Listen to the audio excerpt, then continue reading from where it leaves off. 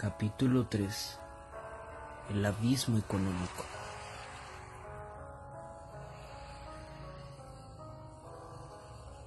Nunca el Congreso de los Estados Unidos, al analizar el estado de la Unión, se ha encontrado con una perspectiva más placentera que la que existe en este momento.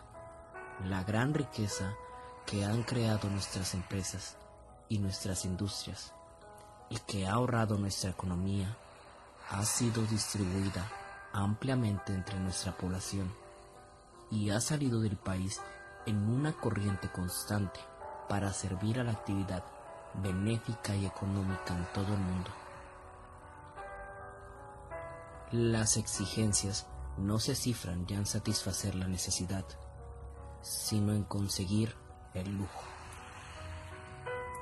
El aumento de la producción ha permitido atender una demanda creciente en el interior y un comercio más activo en el exterior. El país puede contemplar el presente con satisfacción y mirar hacia el futuro con optimismo.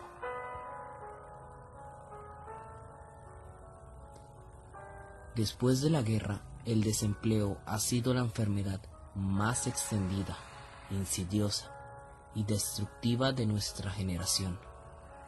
Es la enfermedad social de la civilización occidental en nuestra época. Parte 1.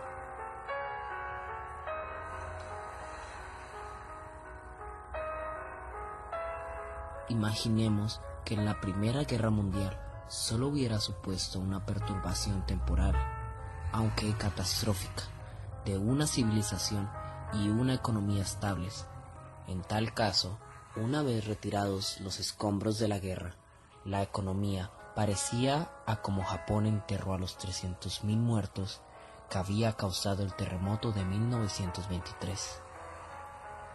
Retiró los escombros que habrían dejado sin hogar a 2 o 3 millones de personas y reconstruyó una ciudad igual que la anterior, pero más resistente a los terremotos.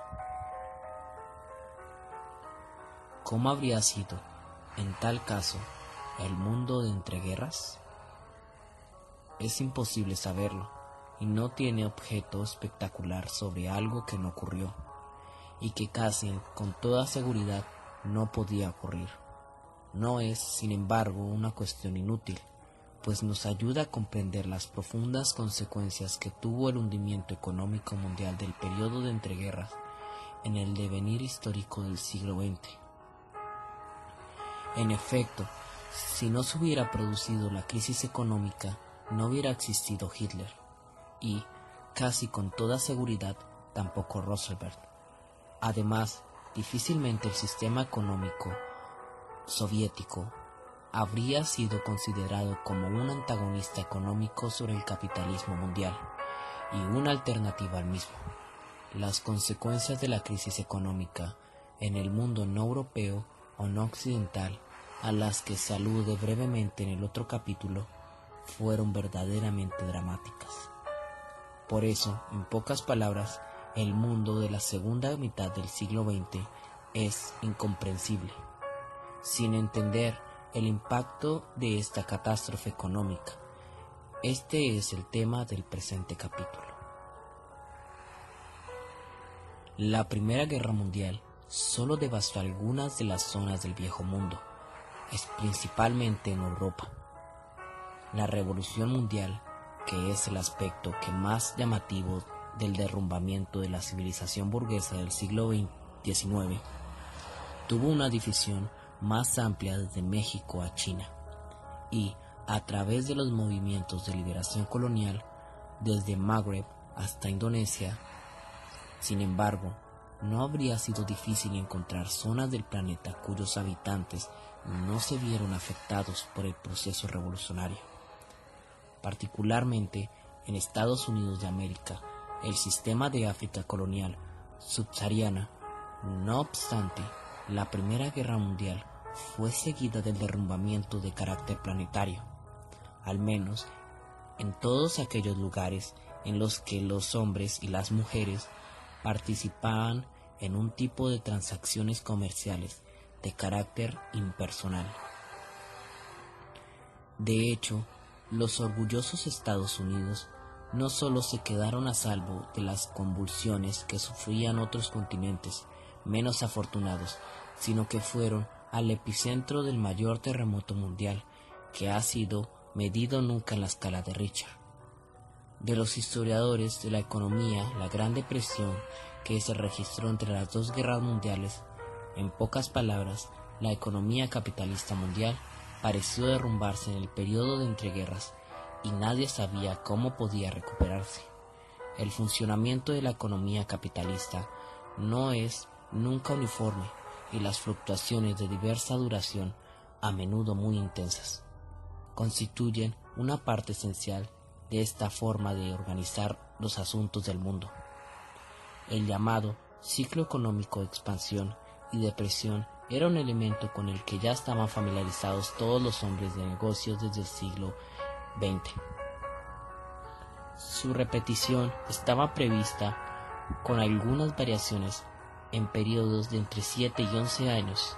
A finales del siglo XIX empezó a prestar atención a una periodicidad mucho más prolongada, cuando los observadores comenzaron a analizar el inesperado.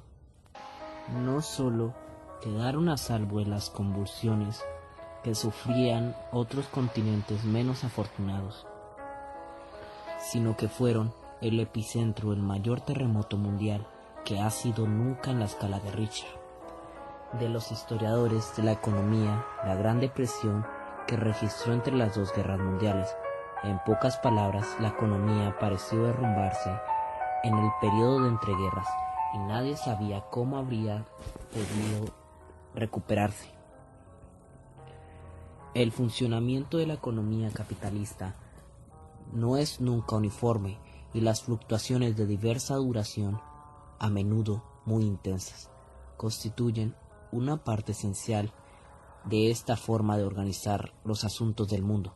El llamado ciclo económico de expansión y depresión era un elemento con el que ya estaban familiarizados todos los hombres de negocios del siglo XX. Su repetición estaba prevista con algunas variaciones en periodos de entre 7 y 11 años. A finales del siglo XIX se empezó a prestar atención a una periodicidad mucho más prolongada, cuando los observadores comenzaron a analizar el inesperado curso de los acontecimientos de los decenios anteriores a una fase de prosperidad mundial sin precedentes entre 1850 y los primeros años de la década de 1870. Había seguido 20 años de incertidumbre económica. Los autores escribían sobre temas económicos, hablaban con cierta inexactitud de la Gran Depresión, y luego otro periodo, la gran expansión de la economía mundial, véase la era del capitalismo, era una parte del imperio del capítulo 2. A mediados de los años 20, un economista ruso, cuyo nombre era Konrad Tip, que sería luego una de las primeras víctimas de Stanley, formuló las pautas a las que se había ajustado el desarrollo económico desde finales del siglo XX, una serie de hojas largas de una duración economista pudo explicar satisfactoriamente esos ciclos, y algunas estadísticas escépticas han negado su existencia. Desde entonces se conocen con su nombre de la literatura especializada.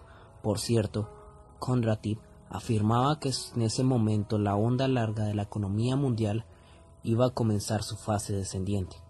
Estaba en lo cierto. En pocas palabras anteriores, los hombres de negocios y los economistas habían aceptado la existencia de las ondas y los ciclos largos, medios y cortos, de la misma forma que los campesinos aceptaban los avatares de la climatología. No había nada que pudiera hacerse al respecto.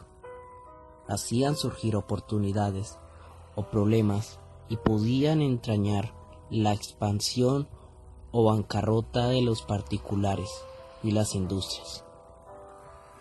Solo los socialistas que con Karl Marx conseguían que los ciclos eran parte de un proceso mediante el cual el capitalismo generaba las contradicciones internas que acabarían siendo insuperables. Creían que suponían una amenaza para la existencia del sistema económico.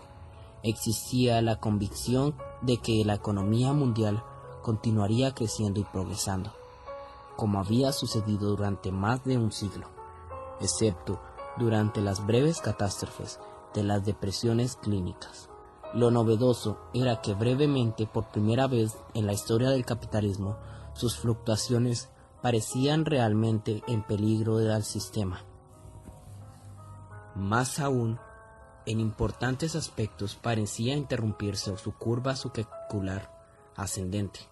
Desde la Revolución Mundial, la historia de la economía mundial se había continua, aunque desigual, y por creciente mundialización que la creación de la red cada vez más densa de corrientes e intercambios que ligaban a cada una de las partes de la economía mundial con el sistema global.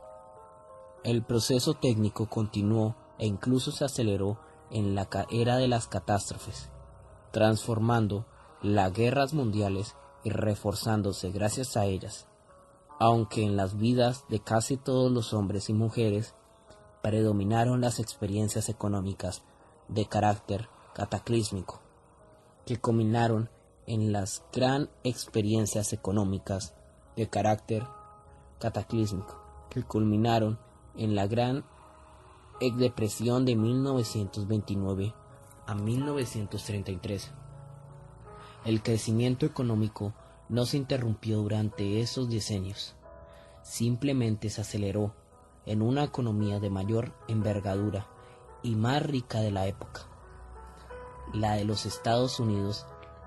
La tasa media de crecimiento del PIB per capitalista entre 1913 y 1918 alcanzó solamente una cifra modestada, el 0,8% anual. La producción industrial mundial aumentó algo más que de un 80%. En los 25 años transcurridos desde 1913, aproximadamente la mitad en los 25 años anteriores. Como veremos, el contraste con el periodo posterior a 1945 sería aún más espectacular. Con todo, si un marciano hubiera observado la curva de los movimientos económicos desde una distancia suficiente como para que lo pasasen por alto, las fluctuaciones de los seres humanos experimentaban, habría concluido con toda certeza que la economía mundial continuaba experimentándose. Sin embargo, eso no era cierto. En un aspecto, la mundialización de los estados económicos parecía haberse interrumpido. Según todos los parámetros, la integración de la economía se estancó o retrocedió. En los años anteriores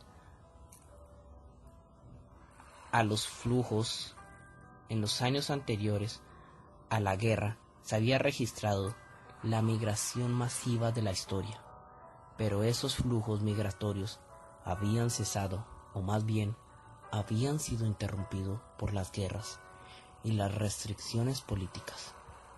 En los 15 años anteriores a 1914, desembarcaron en los Estados Unidos casi 15 millones de personas en los 15 años siguientes.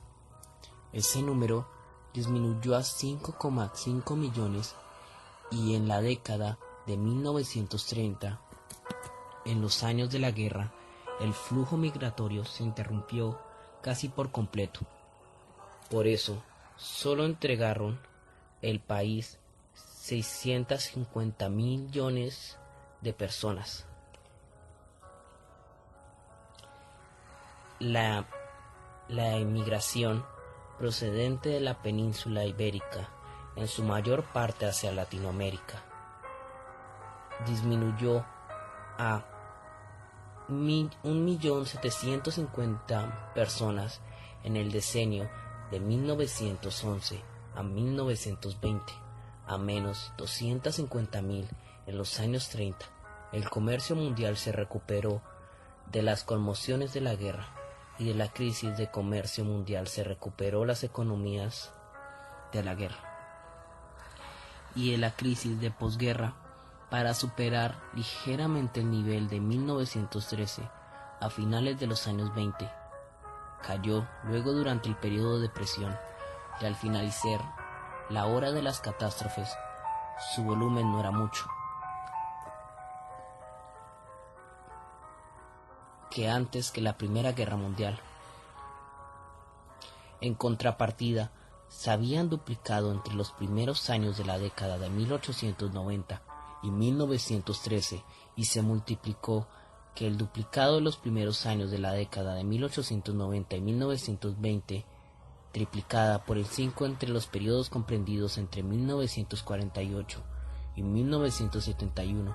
El estancamiento resulta aún más sorprendente si se tiene en cuenta que una de las secuelas de la Primera Guerra Mundial fue la aparición de un número importante en los nuevos estados de Europa y el Próximo Oriente.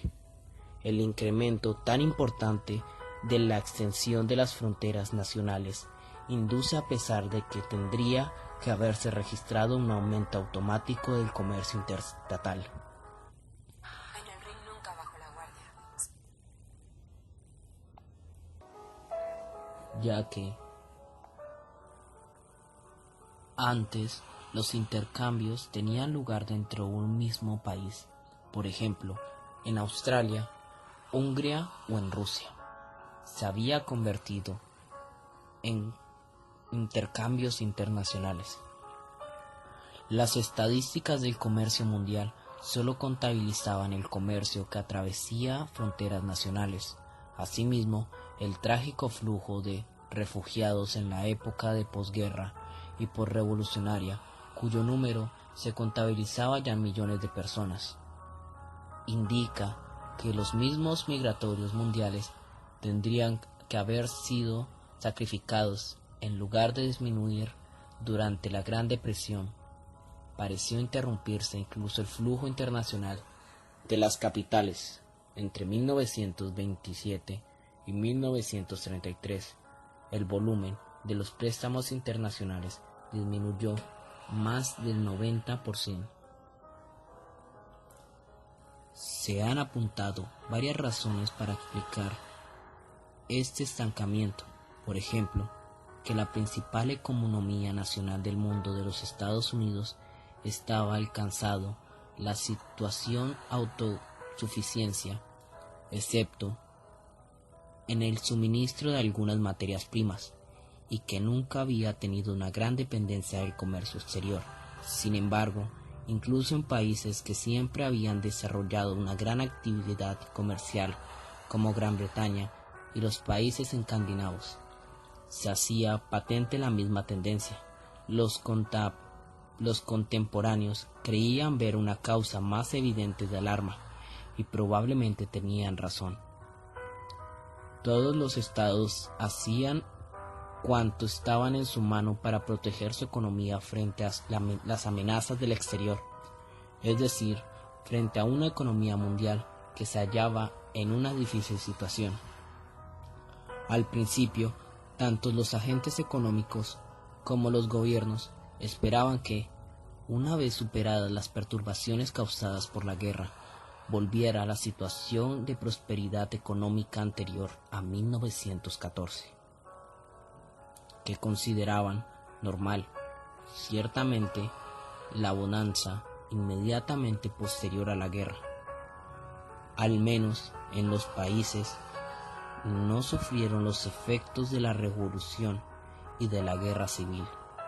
Parecía un signo prometedor, aunque tanto las empresas como los gobiernos veían con recelo el enorme fortalecimiento del poder de la clase obrera y sus sindicatos, porque haría aumentaran los costes de producción al exigir mayores salarios y menos horas de trabajo. Sin embargo, el Ducción, al exigir mayores salarios y menos horas de trabajo, reajustarse resultó más difícil de lo esperado. Los precios y la prosperidad del derrumbamiento de 1920, socavando el poder de la clase obrera.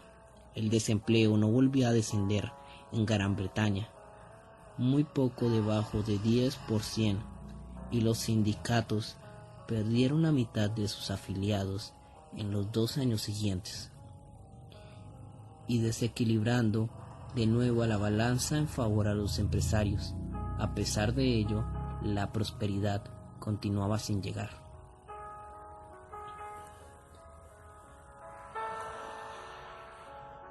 El mundo anglosajón, los países que habían permanecido nucleares y Japón hicieron cuanto les fue posible para iniciar el progreso deflacionario, esto es, para intentar que las economías retornaran a los viejos y firmes principios de la moneda establecida, garantizada por una situación financiera sólida y con el patrón oro, que no había resistido los embates de la guerra.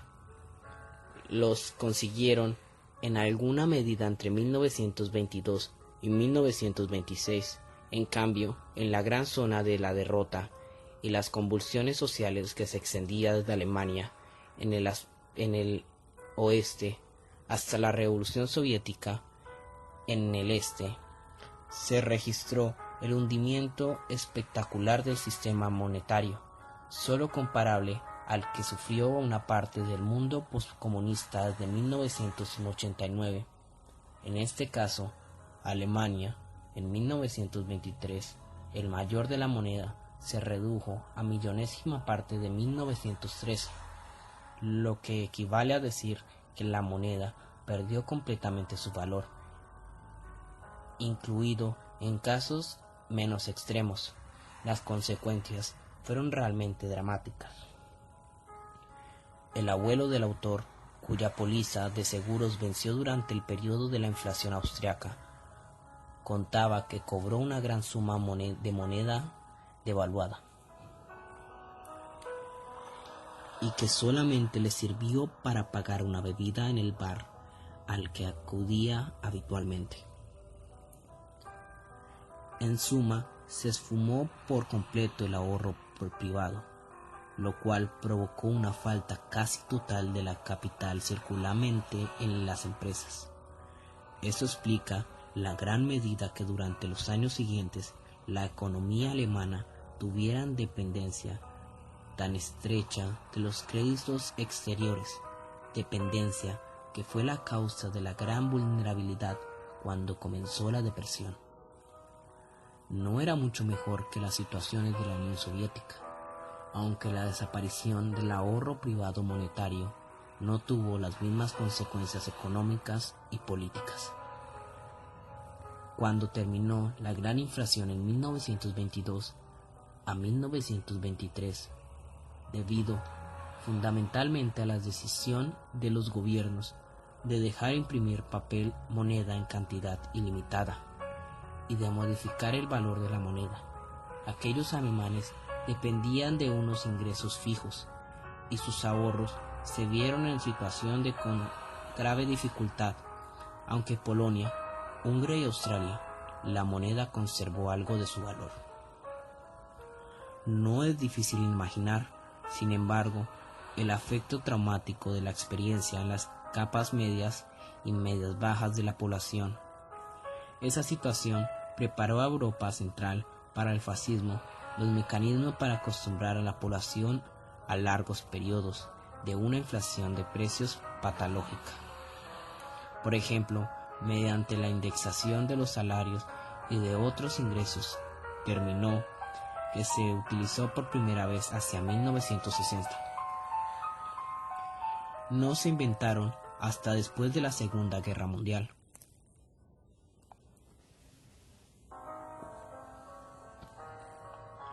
La situación parecía haber vuelto a la calma en 1924 y se vislumbraba la posibilidad en que retornara lo que un presidente norteamericano llamó normalidad.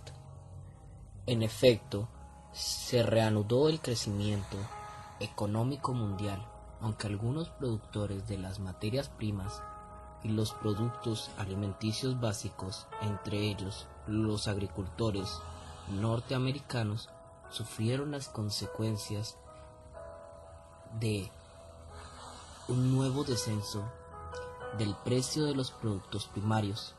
Después de una breve recuperación, los años 20 no fueron una época dorada para las explotaciones agricultoras en los Estados Unidos.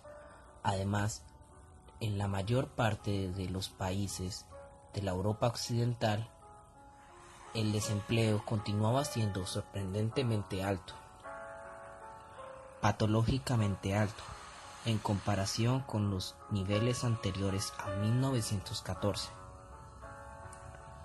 Hay que recordar que aún en los años de bonanza económica del decenio de 1920, el desempleo del orden del 10-12% en Gran Bretaña, Alemania y Suecia, y no descendió desde 17 a 18% en Dinamarca y Noruega. La única economía que funcionaba realmente a pleno rendimiento eran los Estados Unidos, con un índice medio de paro estimado del 4%. Los dos factores citados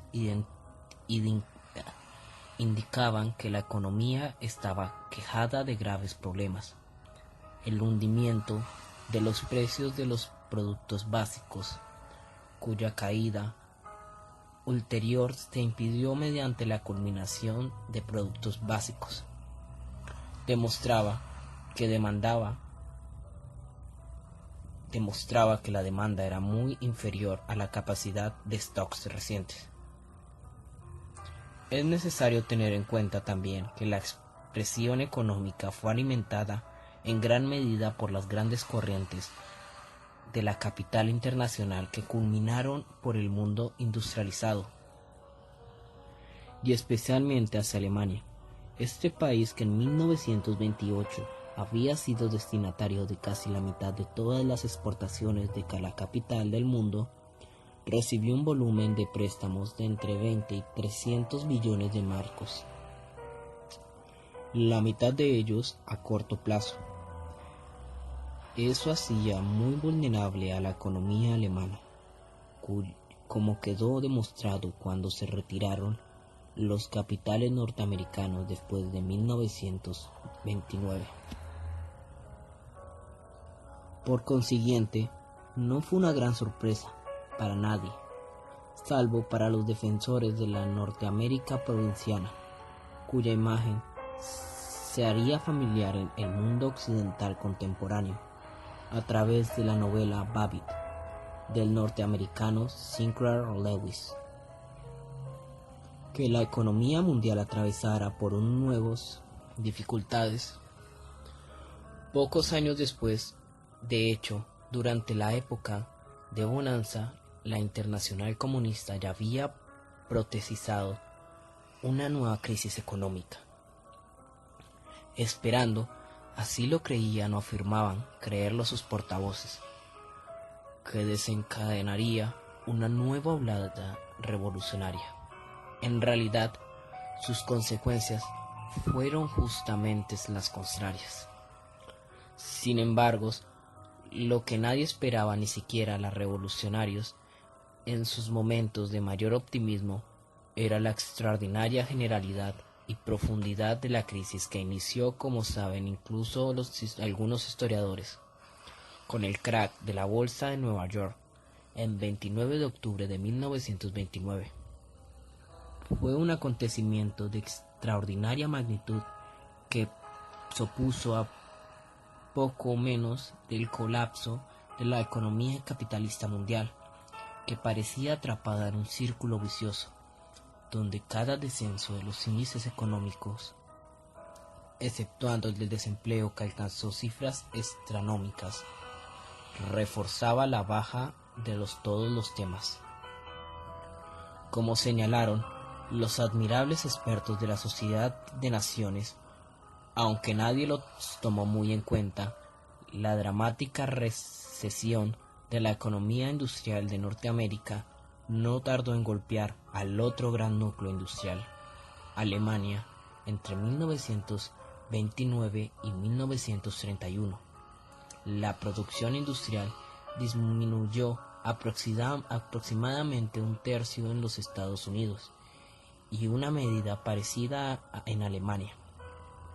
Si bien estas cifras son medidas que suavizaban en realidad, los Estados Unidos, la gran compañía del sector eléctrico, Westinghouse, perdió 2/3 de sus ventas entre 1929 y 1933 y sus ingresos netos descendieron el 76% en 2 años.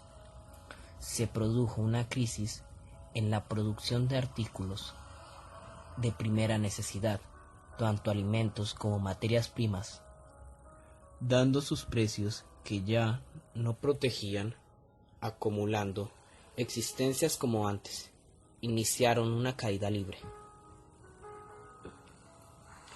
Los precios del té y del trigo cayeron en 2/3 y el de la seda en bruto en 3/4.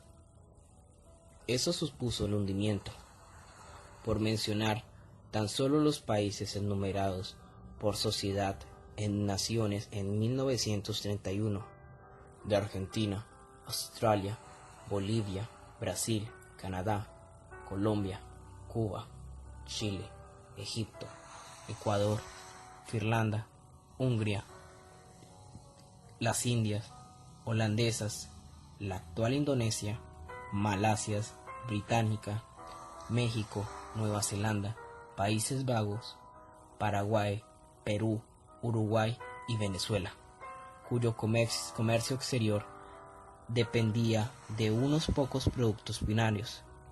En definitiva, ese fenómeno transformó la depresión de un acontecimiento literalmente mundial. Las economías de Australia, Checoslovaquia, Grecia, Japón, Polonia y Gran Bretaña, extraordinariamente sensibles en los movimientos sísmicos procedentes del oeste o del este, también resultaron afectadas. Las industrias sedadas japonesas habían triplicado en su producción en el plazo de 15 años para provisionar el vasto y creciente mercado de las medidas de seda estadounidense.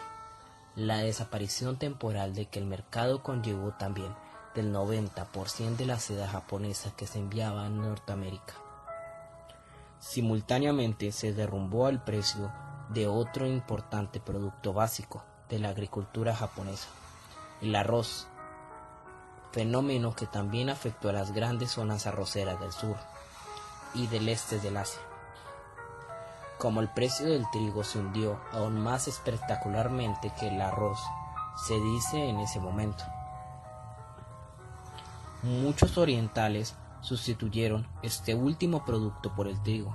Sin embargo, el boom del pan, chapati y de los tallarines, si eso que lo hubo, empeoró.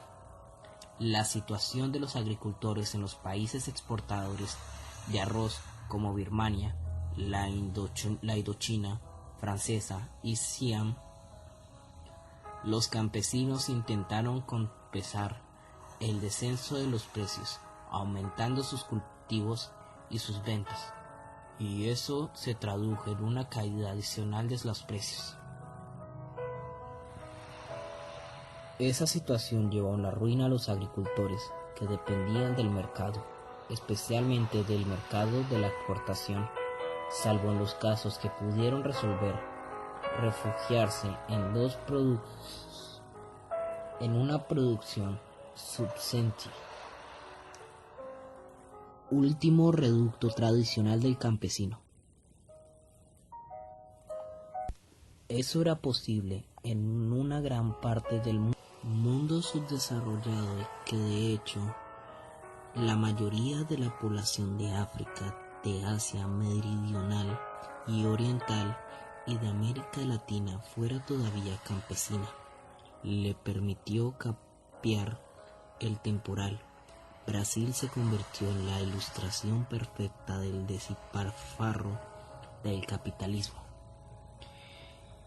y la profundidad de la crisis con sus plantadores que intentaban desesperadamente impedir el hundimiento de los precios quemados, en el cual estaba el café en lugar del carbón, en las locomotoras de los trenes. Entre los tercios y los 3/4 del café que vendía el mercado mundial procedía de este país. De todas maneras, para los brasileños, que aún vivían en el campo en su inmensa mayoría, la Gran Depresión fue mucho más llevadera que los cataclismos económicos de los 80, sobre todo porque en aquella crisis las expectativas económicas de la población pobre eran todavía muy modestas. Sin embargo, los efectos de la crisis se dejaron sentir incluso en los países agrarios coloniales. Así parece indicarlo el descenso en torno a los 2/3 de las importaciones de azúcar, harina, pescado, en conserva y arroz. En Costa de Oro, la actual Ghana, donde el mercado de cacao se habría hundido completamente, por no mencionar el recorte de las importaciones de ginebra en un 98%, para quienes por definición no poseían el control o acceso a medios para producción, salvo que pudieran retornar a las aldeas al seno de nuestra familia campesina, es decir, para los hombres y mujeres que trabajaban a cambio de un salario. La principal consecuencia de la depresión fue el desempleo en una escala inimaginada y sin precedentes, y por mucho más tiempo del que nadie podía haber previsto. En los momentos peores de la crisis, 1932 y 1933,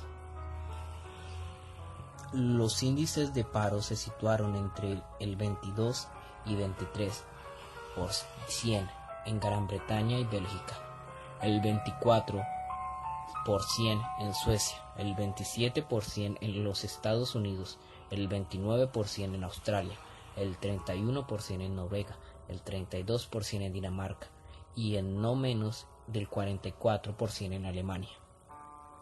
Además, la recuperación que se inició a partir de 1933 no permitió reducir la tasa mediana del desempleo de los estados 30 por debajo del 16 a 17% en Gran Bretaña y Suecia y del 20% en el resto de Escandinavia. En Australia y en los Estados Unidos, el único estado occidental que consiguió acabar con el paro fue Alemania nazi entre 1933 y 1938. Nadie podía recordar una catástrofe económica de tal magnitud en la vida de los trabajadores. Lo que hizo aún más dramática la situación fue que los sistemas políticos de la seguridad social, incluido el subsidio de desempleo, no existían en casos de Estados Unidos, o eran extraordinariamente insuficientes, según nuestros criterios actuales, sobre todo para los desempleados en periodos largos. Esta razón por la seguridad ha sido siempre una preocupación fundamental de la clase trabajadora. Protección contra temidas incertidumbres del empleo, es decir, los solidarios, la enfermedad o los accidentes, y contra la temida certidumbre de una vejez sin ingresos. Eso explica también que los trabajadores soñaran con ver a sus hijos ocupando un puesto de trabajo modestamente pagado, pero seguro, y que le diera el derecho a la jubilación. Incluso en los países donde los sistemas de seguro de desempleo estaban más desarrollados antes de la depresión, Gran Bretaña no alcanzaba ni siquiera al 60% de la población trabajadora, y por ello desde 1920 Gran Bretaña se había visto obligada a tomar medidas de un desempleo generalizado. En los demás países, excepto Alemania, donde más del 40% tenía derecho a percibir un seguro de paro, la proporción de los trabajadores protegidos en este aparato oscilaba entre 0 y el 25% de la flora. Aquellos que se habían acostumbrado a trabajar interminablemente o a atravesar por periodos de desempleo cíclico comenzaron a sentirse desesperados cuando, una vez hubieron gastado sus pequeños ahorros y agotado el crédito en las tierras de alimentos, veían imposible encontrar un trabajo. De ahí el impacto traumático que tuvo en la policía de los primeros industrializadores, el desempleo generalizado, consecuencia primera y principal de la Gran Depresión para el grueso de la población. Pero les podía importar que los historiadores de la economía y la lógica puedan demostrar que la mayor parte de la mano de la obra estuvo empleada, incluso en los peores momentos, había mejorado notablemente su posición, dado que los precios descendieron durante todo el periodo de entreguerras y durante los años más duros de la depresión, los precios alimenticios cayeron más rápidamente que los restantes productos.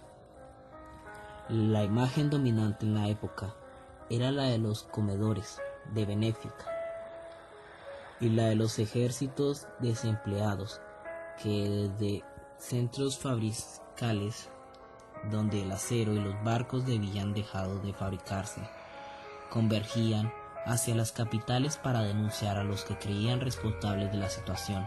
Por su parte, los políticos eran conscientes de que en 1985% los afiliados del Partido Comunista Alemán, que durante los años de la depresión y en los meses anteriores a la subida de Hitler al primer poder creció casi tan deprisa como el partido nazi, eran desempleados.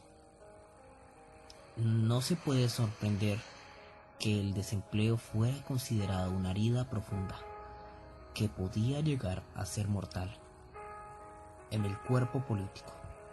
Después de la guerra, escribió un editorialista en el Times News durante la Segunda Guerra Mundial: el desempleo ha sido la enfermedad más extendida, insidiosa y destructiva de nuestra generación. Es la enfermedad social de la civilización occidental en nuestra época. Nunca hasta entonces en la historia de la industrialización habían podido escribirse esas palabras que explicaban la política posguerra de gobiernos occidentales mejor que cualquier investigación de archivo. Curiosamente, de catástrofe y desorientación causados por la Gran Depresión fue mayor entre los hombres de negocios, los economistas y los políticos que entre las masas. El desempleo generalizado y el hundimiento de los precios aguarios perjudicó gravemente a masas, pero estaban seguras de que existía una solución política para esas injusticias, ya fueran en derecha o en la izquierda, que haría posible que los pobres pudiesen ver satisfechas sus necesidades. Era por contra la inexistencia de las saludes en el marco de la vieja economía liberal, lo que hacía tan dramática la situación de los responsables de las decisiones económicas. A su juicio, para hacer frente a corto plazo a la crisis inmediatas, se veían obligados a sofocar la base de largo plazo en una economía mundial florescente. En un momento base a lo largo del plazo de la economía mundial disminuyó el 60% en 4 años, 1929 a 1932. Los estados comenzaron a levantar barreras cada vez mayores para proteger sus mercados nacionales y sus monedas frente a los ciclones económicos mundiales, aún sabedores de que significaba desmantelar el sistema mundial del comercio multilateral, en que el que algún creían debían sostener la prosperidad del mundo.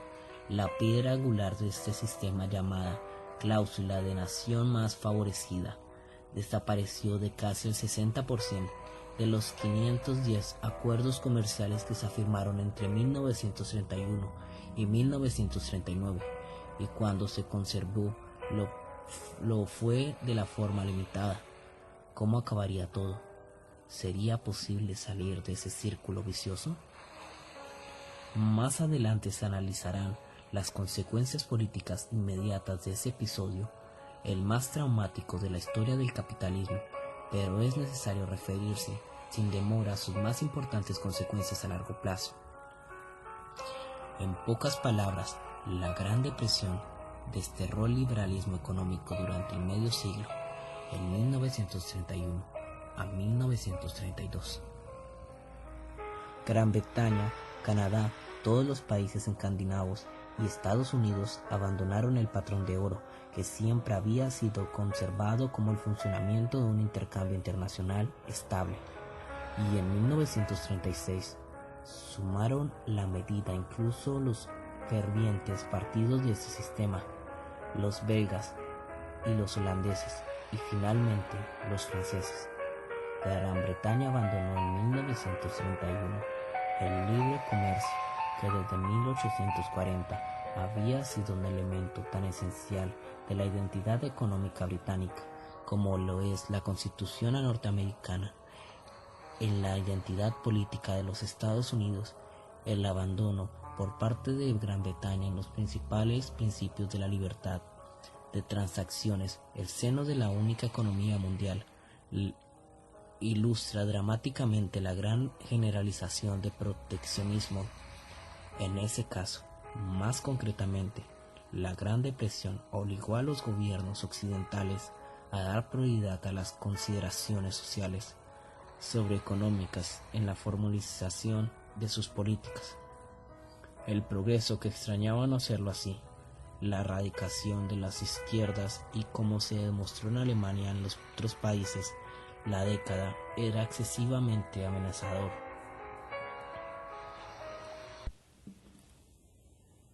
Así, los gobiernos que se limitaron a imponer la agricultura, imponiendo aranceles frente a la competencia extranjera, aunque donde ya existía los elevaron aún más, donde la depresión subvencionaron la actitud agraria a los agricultores, para que no produjeran como ocurrió en los Estados Unidos desde 1933. Los orígenes de las extrañas paradojas en la política agraria común de la Comunidad Europea, debido a lo cual en los años 60 y 80 una minoría cada vez más exigua de campesinos amenazó con causar la bancarrota comunitaria en razón de las subvenciones que recibían. Se remonta en la Gran Depresión. En cuanto a los trabajadores, una vez terminada la guerra, el pleno empleo, es decir, la eliminación del desempleo generalizado para hacer instauró un capitalismo democrático reformado, cuyo más célebre profeta y pionero, aunque no el único, fue el comunista británico John Maynard Keynes, 1883 a 1946. La doctrina keynesiana propugnaba la eliminación permanente del desempleo generalizado por razones tanto de beneficio económico como político. Los keynesianos sostenían acertadamente que la demanda general los ingresos de los trabajadores ocupados tendrían un efecto estimulante sobre las economías deprimidas. Sin embargo, la razón por la que se dio la prioridad a este sistema de estímulo de demanda, el gobierno británico asumió ese objeto antes incluso de estallar la Segunda Guerra Mundial. Fue la consideración de que el desempleo de la guerra era social y políticamente explosivo, tal como había quedado demostrado durante la Depresión. Esa convicción era tan sólida que cuando muchos años después de producirse un desempleo en gran escala, y especialmente durante la Gran Depresión de los primeros años de la década de 1980, los observadores, incluido el autor de este libro, estaban convencidos de que sobrevendrían graves conflictos sociales y se sintieron sorprendidos de que esto no ocurriera. En gran parte, eso se debió a otra medida profiláctica adaptada durante, después y como consecuencia de la Gran Depresión, la implantación de sistemas modernos de seguridad social. ¿A quién puede sorprender que los Estados Unidos aprobaran su ley de seguridad social en 1935? Nos hemos acostumbrado de tal forma a la generalización a la escala universal del ambicioso sistema de seguridad social en los países desarrollados del capitalismo industrial, con algunas excepciones como Japón, Suiza y los Estados Unidos, que olvidamos cómo eran los estados del bienestar en el sentido moderno de la expresión ante la Segunda Guerra Mundial. Incluso los países escandinavos estaban tan solo comenzando a implantarlos en ese momento. De hecho, la expresión estado de bienestar no comenzó a utilizarse hasta los años 40. Un hecho subrayaba el trauma derivado de la Gran Depresión. El único país que había rechazado el capitalismo, la Unión Soviética, parecía ser inmune a sus consecuencias, mientras el resto del mundo, o al menos el capitalismo liberal occidental, se sumía en el resto del estancamiento. La Unión Soviética estaba inmersa en el proceso de industrialización acelerada, con la aplicación de los planes quinquenales entre 1929 y 1940. La producción industrial se multiplicó al menos por 3 en la Unión Soviética, cuya participación en la producción mundial de los estados manufacturados pasó del 5% en 1929 al 1918% en 1938, mientras que durante el mismo periodo de la cuota conjunta de los Estados Unidos, Gran Bretaña y Francia disminuyó del 59 al 52% del total mundial. Además, en la Unión Soviética no existía el desempleo. Esos logros impresionaron a los observadores extranjeros de todas las ideologías, incluso el reducido pero influente flujo de turistas que visitó Moscú entre 1930 y 1935, más que la tosquedad e ineficacia de la economía soviética, y que la crueldad y la brutalidad de la colectivización y de la representación generalizada efectuadas en Stanley. En efecto, lo que les importaba realmente no eran los fenómenos de la Unión Soviética, sino el hundimiento de su propio sistema económico, la profundidad de la crisis del capitalismo occidental. ¿Cuál era el secreto del sistema soviético? ¿Podría extraerse alguna enseñanza de su funcionamiento? A raíz de los planes quinquenales de Rusia, los términos plan y planificación estaban en boca de todos los políticos. Los partidos socialdemócratas comenzaron a aplicar planes. Por ejemplo, en Bulgaria y Noruega, Senator Salter, un funcionario británico distinguido, y uno de los pilares de la clase dirigente, escribió un libro titulado Recovery para demostrar que para que el país y el mundo pudieran escapar al círculo vicioso de la Gran Depresión era esencial construir una sociedad planificada. Otros funcionamientos británicos moderados con establecimientos de un grupo de reflexión abierto al que dieron el nombre de PEP, Political and Economic Planning, planificación económica y política. Una serie de jóvenes políticos conservadores, como el futuro primer ministro Harold Macmillan, se convirtieron en defensores de planificación. Incluso los mismos nazis plagiaron la idea de que Hitler inició un plan cuartetal. Por razones que se analizarán en el próximo capítulo, el éxito de los nazis en la superación de la depresión a partir de 1933 tuvo menos repercusiones internacionales.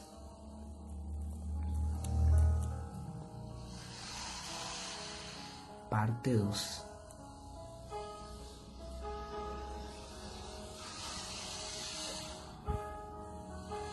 ¿Cuál es la causa del mal funcionamiento de la economía capitalista en el periodo de entreguerras? Para responder esta pregunta es imprescindible tener en cuenta la situación de los Estados Unidos, pues si en Europa, al menos en los países beligerantes, los problemas económicos pueden explicarse en función de las perturbaciones de la guerra y la posguerra, los Estados Unidos solo habían tenido una breve, aunque decisiva intervención en el conflicto. La Primera Guerra Mundial, lejos de desquiciar su economía, la benefició, como ocurriría también con la Segunda Guerra Mundial. Del espectacular. En 1930, los Estados Unidos era ya la mayor economía del mundo, con la tercera parte de la producción industrial, algo menos que la suma total de lo que producían conjuntamente Alemania, Gran Bretaña y Francia.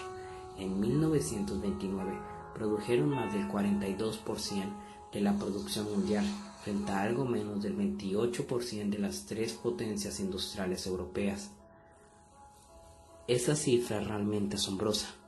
Concretamente, el periodo comprendido entre 1930 y 1920, mientras la producción de acero aumentó un 25% en los Estados Unidos, en el resto del mundo disminuyó un tercio.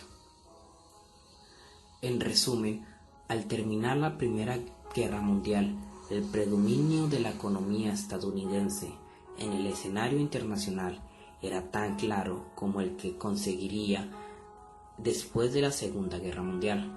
Fue la Gran Depresión que la interrumpió temporalmente en la situación hegemónica.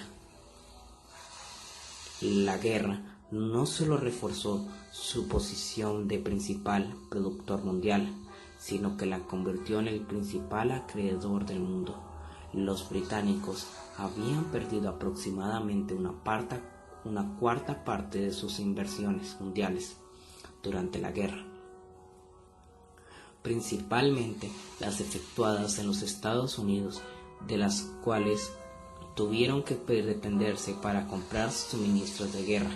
Por parte de los franceses, perdieron la mitad de sus inversiones como consecuencia de la revolución y el hundimiento de Europa.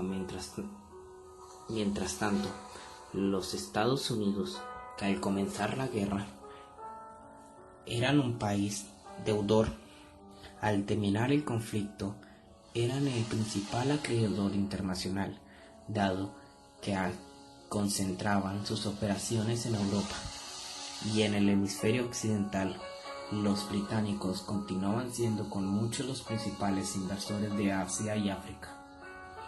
Su influencia en Europa era decisiva. En suma, solo la situación de los Estados Unidos puede explicar la crisis económica mundial. Después de todo, los años 20 era la principal exportadora del mundo, y tras Gran Bretaña, el primer importador. En cuanto a las materias primas, los alimentos básicos absorbían casi el 40% de las importaciones que realizaban los 15 países con un comercio más intenso, lo cual explicaba las consecuencias desastrosas de una crisis para los productores de trigo, algodón, azúcar, caucho, seda, cobre, estaño y café. Estados Unidos fue también la principal víctima de la crisis. Si sus importaciones cayeron un 70% entre 1929 y 1932, no fue menor el descenso de sus exportaciones.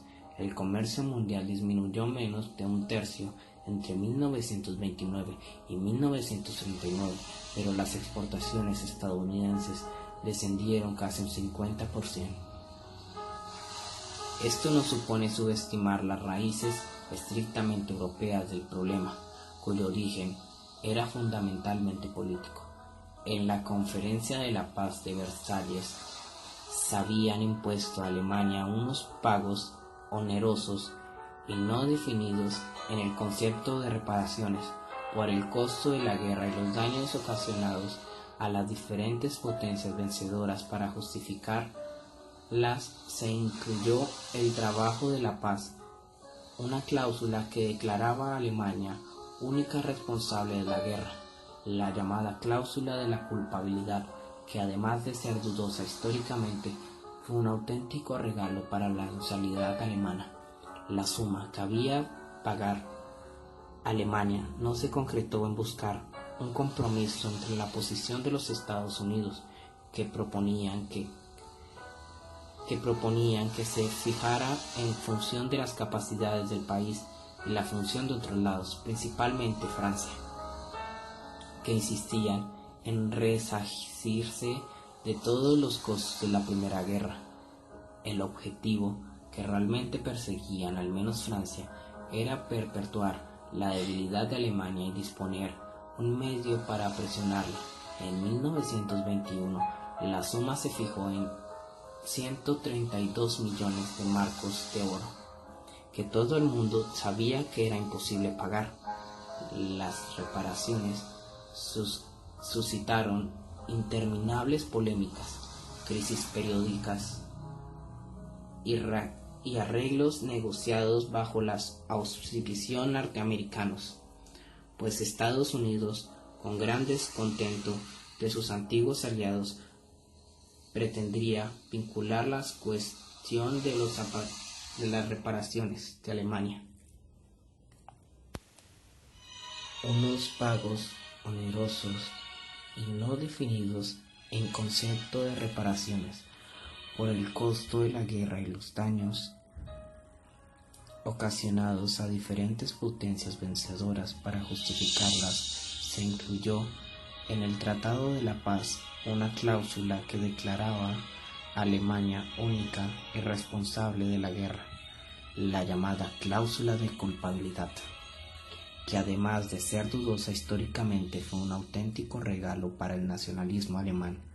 La suma que debía pagar Alemania no se concretó en buscar a un compromiso entre la posición de los Estados Unidos, que proponían que se fijara en función las capacidades del país, y la de los otros aliados, principalmente Francia, que insistían en resarcirse de todos los costos de la guerra. El objetivo que realmente perseguían, al menos Francia, era perturbar la debilidad de Alemania y disponer de un medio de presionarla. En 1921, la suma se fijó en 132 millones de marcos de oro, que todo el mundo sabía que era imposible de pagar. Las reparaciones suscitaron interminables polémicas de la crisis periódicas y arreglos negociados bajo el auspicios norteamericanos, pues Estados Unidos, con gran descontento de sus antiguos aliados, pretendía vincular la cuestión de las reparaciones de Alemania con el pago de las deudas de la guerra, que tenían absurda como la que exigía Alemania.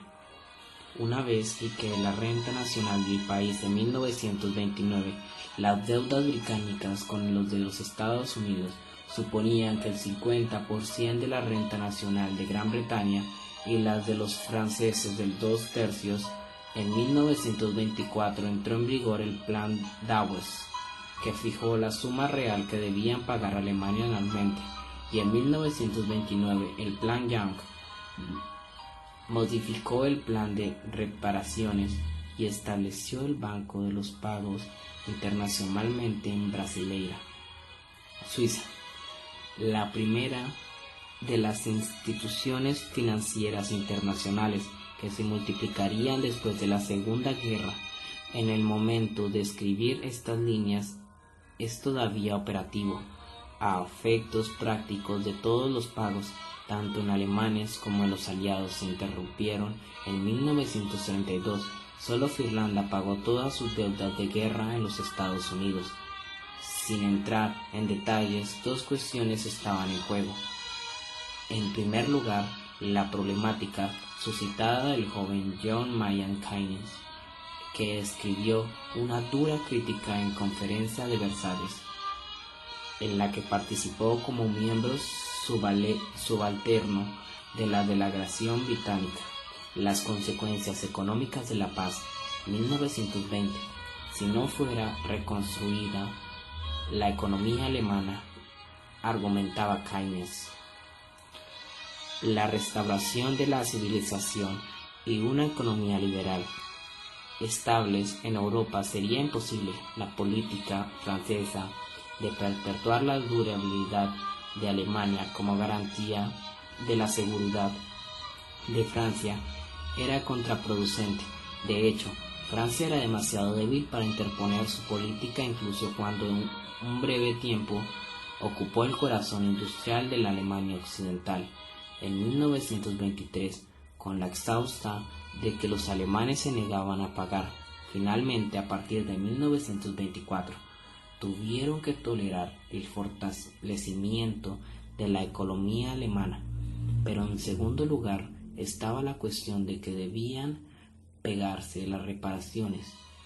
Los que deseaban una Alemania débil pretendían que el pago que hiciera efectivo en lugar de exigir, como parecía más racional, una parte de la producción, o al menos que los ingresos procedentes de las exportaciones alemanas, puesto que ello habría reforzado la economía alemana frente a sus competiciones. En efecto, obligaron a Alemania a recurrir sobre todo los créditos de manera de las reparaciones que se propagaron se costearon con los cuantiosos préstamos norteamericanos solicitados a mediados de los años 20 para sus rivales. Esto merecía presentar la ventaja adicional de Alemania. Se endeudaba fuertemente en lugar de aumentar sus exportaciones para conseguir el equilibrio de su balanza de pagos. De pronto, las importaciones alemanas aumentaron extraordinariamente, pero como hemos visto, el sistema basado en estas premisas hizo a Alemania y a Europa muy vulnerables al descenso de los créditos de Estados Unidos, antes incluso de que comenzara la depresión, y aunque con su corte final tras la crisis de Wall Street de 1929, todo el castillo de naipes construido en torno a las reparaciones se derrumbó durante la depresión. Para entonces, la interrupción de los pagos no repercutió positivamente sobre Alemania y sobre la economía mundial, que había desaparecido como sistema integrado, al igual que ocurrió en el mecanismo de los pagos internacionales entre 1931 y 1933. Sin embargo, las conmociones de la guerra y la posguerra y los problemas políticos europeos solo explicaban en gran parte la gravedad del hundimiento de la economía en el periodo de entreguerras. El análisis económico debe centrarse en dos aspectos. El primero es la existencia de un desequilibrio notable y creciente en la economía internacional.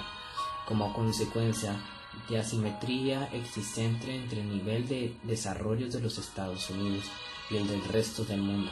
El sistema mundial no funcionaba correctamente. Puede argumentarse porque, a diferencia de Gran Bretaña, que solo había sido un centro neurológico hasta 1914, Estados Unidos no necesitaba al resto del mundo. Así, mientras Gran Bretaña, consciente de que el sistema mundial de pagos se sustentaba en libra esterlina, velaba por su estabilidad, Estados Unidos no asumió una función estabilizadora de la economía mundial. Los norteamericanos no dependían del resto del mundo, porque desde el final de la Primera Guerra Mundial necesitaban importar menos capital, mano de obra y nuevas mercancías, excepto algunas materias primas. En cuanto a sus exportaciones, aunque tenían importancia desde el punto de vista internacional, Hollywood monopolizaba políticamente el mercado internacional del cine. Tenían mucha menos trascendencia para la renta nacional en cuenta a otro país industrial. Pero discutirse al alcance real de las consecuencias de ese aislamiento de Estados Unidos con respecto a la economía mundial, pero es indudable que esta explicación de la crisis influyó en los estados economistas y políticos estadounidenses en los años 40 y contribuyó al convencer a Washington de que debía responsabilizarse de una estabilidad de la economía mundial después de 1945. El segundo aspecto al destacable de la depresión es la incapacidad de la economía mundial para generar una demanda suficiente que pudiera sustentar una expansión duradera. Como ya habríamos visto, las bases de la prosperidad de los años 20 no eran firmes ni siquiera en los Estados Unidos, donde la agricultura estaba ya en situación deprimida y los salarios contra lo que sostiene un mito de una gran época del jazz no aumentaban mucho e incluso se estancaron en los últimos años, desquiciados en euforia económica. Como tantas veces ocurre en las economías de mercado libre durante las épocas de prosperidad, al estancarse los salarios, los beneficios aumentaron de manera desproporcional y el sector acomodado de la población fue el más favorecido, pero al no existir ese equilibrio entre la demanda y la productividad del sistema industrial, en el rápido incremento en esos días que vieron el triunfo de Henry Ford, el resultado fue la sobreproducción y la especulación. A su vez, estas desencadenaron el colapso. Sean cual fueren los argumentos de los historiadores y economistas, que todavía continúan debatiendo la cuestión de la debilidad de la demanda, impresionó fundamentalmente a los contemporáneos que seguían con gran interés de la actuación política del gobierno. Entre ellos hay que destacar a John Maynard Keynes. Cuando se produjo el hundimiento, este fue lógicamente mucho más espectacular en los Estados Unidos, donde se había intentado de reforzar la demanda mediante la gran expansión del crédito a los consumidores. Los lectores que recuerden lo sucedido a finales de los años 80 estarán familiarizados ya con esta situación. Los bancos afectados ya por euforia inmobiliaria especulativa, que con la contribución habitual de los optimistas ilusos y de la legión de negociarse sin escrúpulos, habían alcanzado un cenit algunos años del gran crack, y abrumados por deudas incontrolables se negaron a conceder los nuevos créditos y a refinanciar las existentes. Sin embargo, eso no fue lo que impidió que quebraran por millares. mientras que en 1933 casi la mitad de los préstamos hipotecarios de los Estados Unidos estaban atrasados con el pago, y cada día 1 millar de titulares perdían sus propiedades por esta causa. Tan solo los compradores de los automóviles debían $1.400.000, de un total de 6.500 millones, de que ascendía el endeudamiento personal en créditos a corto y medio plazo, lo que hacía que la economía fuera especialmente vulnerable a ese boom creditioso. Era que los prestatarios no utilizaban el dinero para comprar los bienes del consumo tradicionales necesarios para subsistir, cuya demanda era por lo tanto muy inestica: alimentos, prendas de vestir, etc. Por pobre que uno sea, no puede reducir la demanda de productos alimentarios por debajo de un nivel determinado, ni si se duplican sus ingresos se doblará dicha de nivel determinado. Lo que compraban eran los bienes del consumo duradero típicos de la sociedad moderna de consumo, en la que los Estados Unidos eran pioneros, pero la compra de coches y casas podía posponerse fácilmente, y en cualquier caso la demanda de estos productos era y es muy elástica en relación a los ingresos. Por consiguiente, a menos de que se parara o que la crisis fuera breve y que hubiera confianza en futuro, las consecuencias de esta podrían ser espectaculares. Así, la producción de automóviles disminuyó a la mitad en los Estados Unidos entre 1929 y 1931, y en un nivel mucho más humilde la producción de los discos de gramófono para las capas de la población de los escasos ingresos, discos race y discos jazz dirigidos a un público de color, cesó prácticamente durante un tiempo. En resumen, a diferencia de las ferrocarriles, de los barcos de vapor o de la introducción de acero y de las máquinas herramientas que reducían los costes, los nuevos productos y los nuevos estilos de vida referían para producirse con rapidez unos niveles de ingreso cada vez mayores y un elevado grado de confianza del futuro. Pero esto era precisamente lo que estaba derrumbado, más pronto o más tarde. Hasta la peor crisis cíclicas llegó a su fin, y a partir de 1932 habían claros indicios de que lo peor ya había pasado. De hecho, algunas economías se hallaron en una situación florecente. Japón y, en escala más modesta, Suecia habían duplicado al terminar los años 30 la producción de los años anteriores a la depresión, y en 1938 la economía alemana, no así tan italiana, había crecido un 25% con respecto a 1929. Incluso las economías más débiles, como la británica, mostraban signos de dinamismo. Pese a todo, las economías de los Estados Unidos, desde diferentes experimentos escandinavos a estimular la economía, que se emprendieron en algunos casos con escala coherencia, en virtud del New Deal del presente F. D. Roosevelt, no dieron los resultados esperados.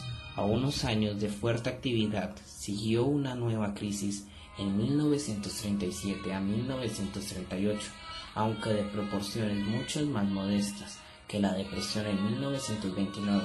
El sector más importante de la industria norteamericana, la producción automovilística, nunca superó el nivel alcanzado en 1929. Y en 1938 su situación era un poco mejor que la del 1920. Al rememorar ese periodo desde los años 90, Llama la atención el pesimismo de los comentaristas más inteligentes. Para una serie de economistas capaces y brillantes del futuro del capitalismo, era un descantamiento ese punto de vista anticipado en el opúsculo de Keynes contra el Tratado de la Paz de Versalles. Adquirió gran predicamento de los Estados Unidos después de la crisis. ¿No era caso de estancamiento de los estados natural de una economía madura, como afirmó en otros diagnósticos pesimistas acerca del capitalismo? El economista austriaco Schumpeter,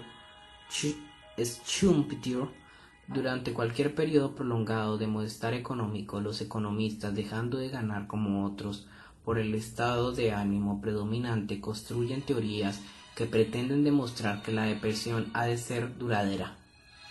También posiblemente los historiadores que analicen el periodo transcurrido de 1973 hasta la conclusión del siglo XX desde una distancia similar se mostrarán sorprendidos por la tenaz resistencia de los años 70 y 80 a aceptar la posibilidad de una gran depresión general de la economía capitalista mundial.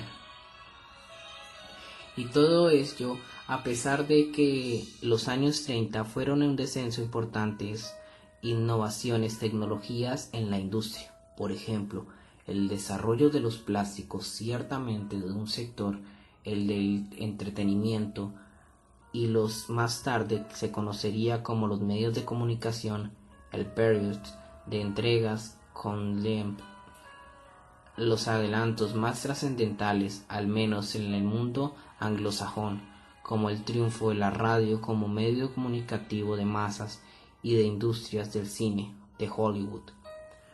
Por no mencionar la modesta rotativa de hueco grabado. Veas el capítulo 6. Tal vez no fue tan sorprendente que en las tristes ciudades del desempleo generalizado surgieran gigantescas salas de cine, porque las entradas eran muy baratas, porque los más jóvenes y ancianos, los más afectados por el desempleo, disponían del tiempo libre, y porque, como observaban los sociólogos durante la depresión, los maridos y sus esposas tenían más oportunidades que antes de compartir los rasos de su ocio.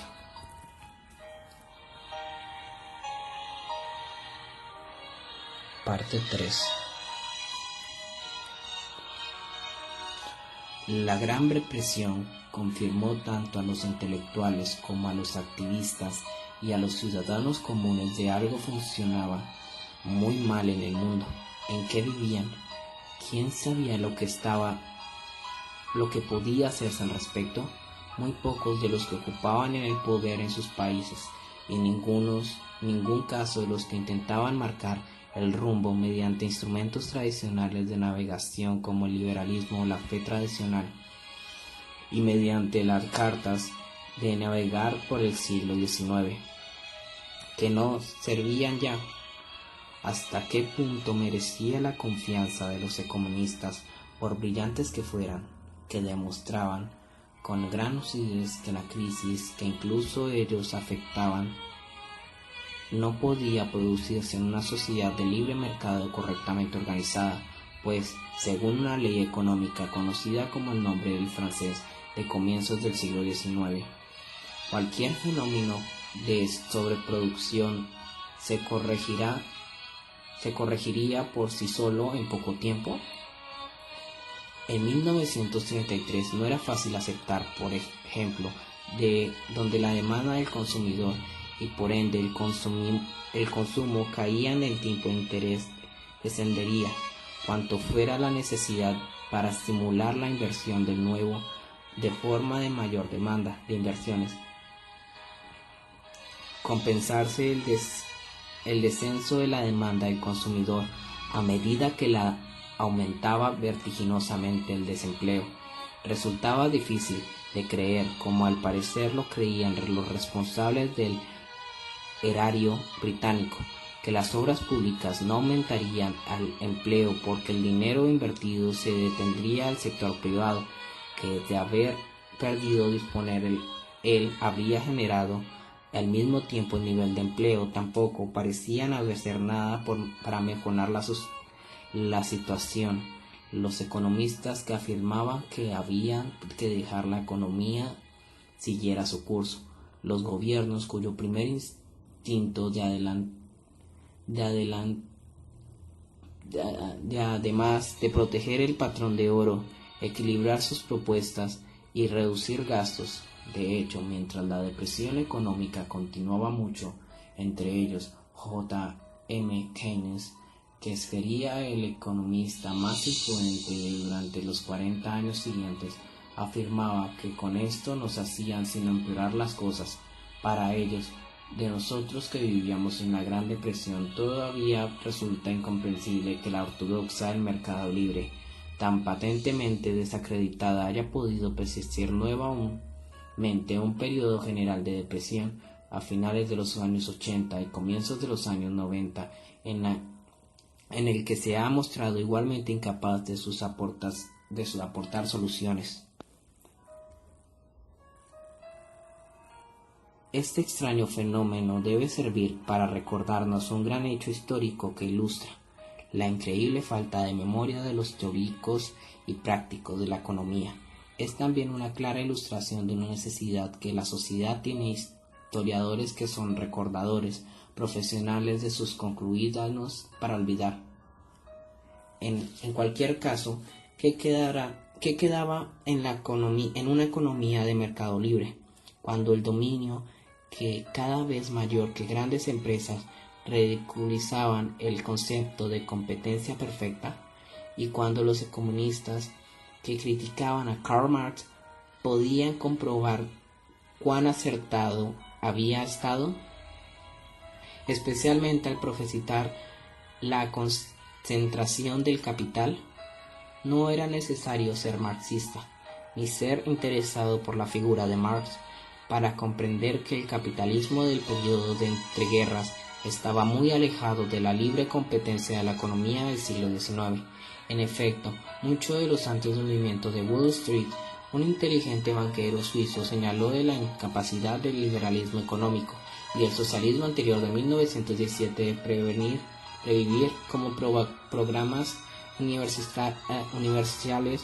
Explicaba la tendencia hacia los economistas autócratas, fascistas, comunistas o bajo de auspicios de grandes sociedades que actuaban con independencia de sus acciones. En los últimos años del decenio de 1930, los ortodoxias liberales de la competencia de los mercados libres habían desaparecido a tal punto que la economía mundial podría considerarse como un triple sistema formado por un sector de mercado, un sector intergubernamental en el que se realizaban sus transacciones económicas planificadas o controladas como Japón, Turquía, Alemania y la Unión Soviética, y un sector constituido por poderes internacionales públicos o semipúblicos que regulaban determinadas partes de la economía, por ejemplo, mediante acuerdos internacionales sobre las mercancías. No puede sorprender, por lo tanto, los efectos de la depresión sobre la política y la opinión pública fueran grandes e inmediatos, desafortunados. El gobierno que estaba en el poder durante el cataclismo, ya fueran de derechas o como el presidente estadounidense Herbert Hoover, 1928 a 1932, o de izquierdas como el gobierno laborista de Gran Bretaña, donde 12 países conocieron un cambio de gobierno o régimen en 1930 a 1931, 10 de ellos a través de golpe militar. Sin embargo, a medida de los años 30 eran pocos los estadounidenses donde la política lo hubiera modificado sustancialmente con el respecto al periodo anteriormente la Gran Depresión. En Japón y en Europa se produjo un fuerte giro hacia la derecha, excepto Escandinavia, donde Suecia inició en 1932 sus 50 años de gobierno socialdemócrata, y en España, donde la monarquía borbónica dejó paso a la malhadada afirmera República de 1931. Todo ello se analizará de forma pormenorizada en el próximo capítulo, pero es necesario dejar ya sentado el triunfo de casi simultáneo del régimen nacionalista, belicista y agresivo de dos impacientes potencias militares, Japón y Alemania. Fueron consecuencia política más grande y siniestra de la Gran Depresión. Las puertas que daban paso a la Segunda Guerra Mundial fueron abiertas en 1931. El espectacular retroceso de la izquierda revolucionaria contribuyó a fortalecimientos de la derecha radical, al menos durante los años duros de la depresión, lejos de iniciar un nuevo proceso revolucionario como creía la Internacional Comunista. La depresión redujo al movimiento comunista internacional fuera de la Unión Soviética a una situación de debilidad sin precedentes. Es cierto que en ello influyó la política suicida de la Communión, que no solo subestimó el peligro que extrañaba el nacionalismo en Alemania, sino que adoptó una política de aislamiento secretario que resultaba increíble en nuestros ojos, al decidir que su principal enemigo era el movimiento obrero de masas organizado en los partidos socialdemócratas y laboratistas, a los que calificaba de socialfascistas. En 1934, una vez hubo su comunismo en las manos de Hitler, el Partido Comunista Alemán, KPD, en el que Moscú había depositado la esperanza de la revolución mundial, y en que aún era la sección más poderosa y en el crecimiento de la internacional, y cuando incluso los comunistas chinos, desalojados de los núcleos rurales, que consistían en base de la organización de la guerrilla, no era más que una caravana acosada de su larga marcha hacia un refugio lejano, seguro. Poco quedaba ya del movimiento revolucionario internacional organizado, ya fuera legal o clandestino en la Europa en 1934. Solo el Partido Comunista Francés tenía todavía una presencia importante en la Italia fascista. A los 10 años de la marcha sobre Roma y en plena depresión internacional, Mussolini se sintió lo suficientemente confiado en sus fuerzas como para liberar a algunos comunistas para celebrar este aniversario, pero esa situación cambiará en el lapso de unos pocos años. De cualquier manera, la conclusión puede llegarse es que Europa, el resultado inmediato de la depresión fue justamente el contrario de que prevenían las revoluciones sociales. El retroceso de la izquierda no se limitó al declive de los comunistas, pues en la victoria de Hitler desapareció prácticamente la escena del Partido Socialdemócrata Alemán, y un año más tarde el Socialdemócrata Austriaco conoció al mismo destino después de una breve resistencia armada. El Partido Laborista Británico ya no había sido en 1931 víctima de la depresión, o tal vez de su fe a la ortodoxa económica decimonónica, y sus sindicatos, que en 1929 habían perdido la mitad de sus afiliados, eran más débiles que en 1930. La mayor parte del socialismo europeo se encontraba entre la espalda y la pared. Sin embargo, la situación era diferente. Fuera de Europa, en la zona septentrional, el continente americano se registró en un mercado giro hacia la izquierda cuando Estados Unidos, bajo su nuevo presidente Franklin D. Roosevelt, 1933 a 1941, puso en práctica New Deal más cerca, radical, y México, bajo la presidencia de Lázaro Cárdenas, revitalizó el dinamismo original de la Revolución Mexicana, especialmente en la cuestión de la reforma agraria. También surgieron muchos movimientos políticos sociales en la zona de las praderas de Canadá, golpeadas por la crisis. El Partido del Crédito Social y la Federación Cooperativa del Commonwealth, el actual nuevo Partido Democrático, organizaciones de izquierda según los criterios de los años 30. No estaría fácil calibrar las repercusiones políticas de las nuevas crisis de América Latina, pues si bien es cierto que los gobiernos en sus partidos dirigentes cayeron en una fruta madura cuando el hundimiento del precio mundial de los productos que exportaban quebrantó sus finanzas.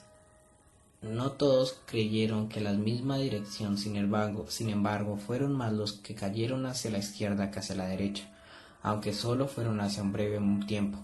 Argentina inició la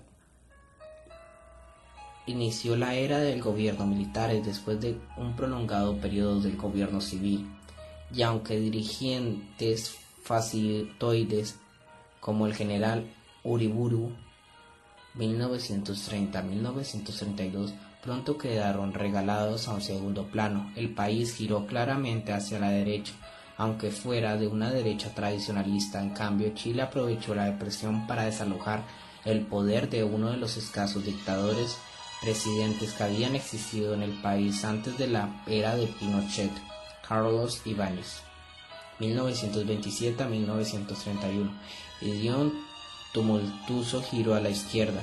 Incluso en 1932 se destituyó en una fugaz república socialista, bajo el coronel Marmaduke Robert, y aunque tarde se formó un poderoso frente popular, y según el modelo europeo, véase el capítulo 5 en Brasil, el desencadenado de la crisis puso fin a la vieja república oligárquica. En 1999 a 1930 llegó al poder, que detendría durante 20 años a Getúlio Vargas, a quien podría calificarse de populista nacional. Aunque más sólido de los nuevos partidos, la Alianza Popular Revolucionaria Americana, APRA, uno de los casos partidos obreros de tipo europeo que triunfaron del hemisferio occidental, no consiguió ver cumplidas sus ambiciones revolucionarias. 1930-1932. El deslizamiento hacia la izquierda fue aún más pronunciado en Colombia, donde los liberales, con su presidente reformista fuerte e influido New Deal de Roosevelt, pusieron fin a un periodo de casi 30 años de dominio conservador. Más patente incluso fue la erradicación de Cuba, donde la elección de Roosevelt permitió a la población de este protectorado estadounidense desalojar el poder del presidente odiado y muy corrupto, incluso según los criterios prevalentes entonces en Cuba.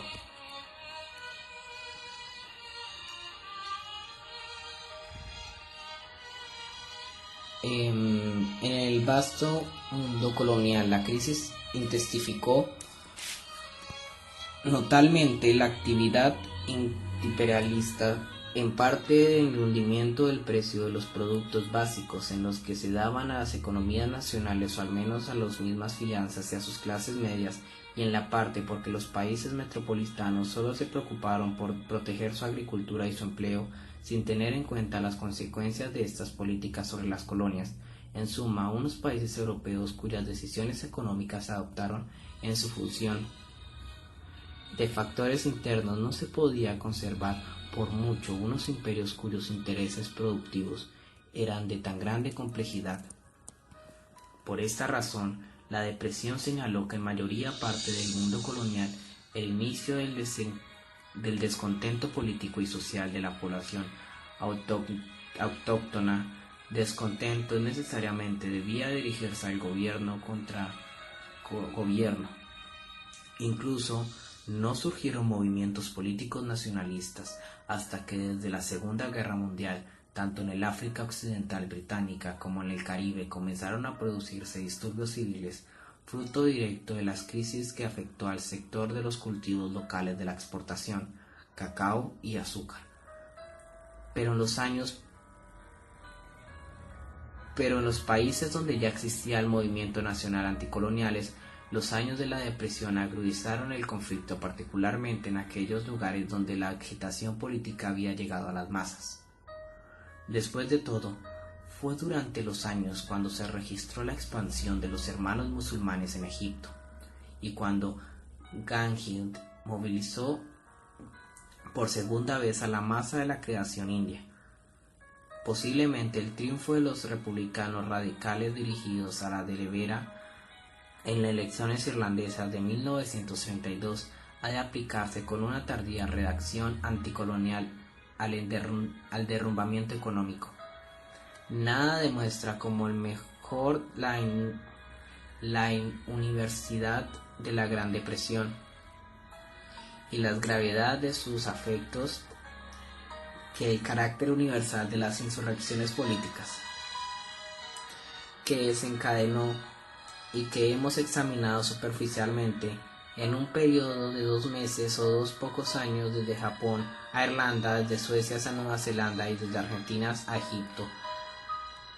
Pero por dramatización fuera, las consecuencias políticas inmediatas no son el único ni el principal criterio para juzgar a la gravedad de la depresión. Fue una catástrofe que acabó con cualquier esperanza de restablecer la economía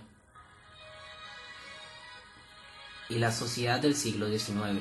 Los acontecimientos del periodo 1929 a 1933 hicieron imposible e impensable un retorno a la situación de 1913. El viejo liberalismo estaba muerto, parecía condenado a desaparecer. 3 opciones competían de hegemonía político-intelectual. Las primeras, del comunismo marxista.